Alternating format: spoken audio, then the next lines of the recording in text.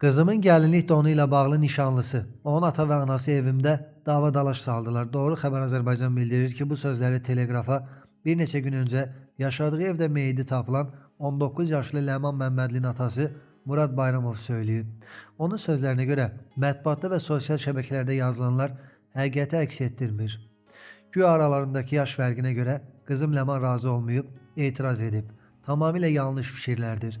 Əvvəla oğlanın 35-36 deyil, 33 yaşı var. Elçilik, qız toyda könüllü və qarşılıqlı razılıq əsasında baş tutub. Hətta Elnurla rəsmi nikah da bağlamışdılar. Həmin andan Ləman rəsmən Məmmədli soyadını daşımağa başladı. Murad Bayramov bildirib ki, faciənin bünövrəsi qız toyundan başlayıb. Qız toyundan sonra Elnur ata-anası ilə birgə bizə gələrək əməlli başlı dava saldılar ki, buna biabırçı açıq-saçıq gəlinlikdir qızınıza geyindirmisiniz. Biz də dedik ki, adi, çoxunun geyindiyi gəlinlik paltardır. Amma qarşı tərəf sakitləşmədi, mübahisəni davam etdirdilər.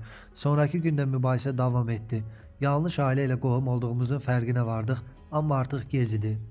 Murad Bayramov qeyd edib ki, kürəkəni Elnur və valideynləri yas mərasiminə gəlsələr də o buna icazə verməyib, onları qovub.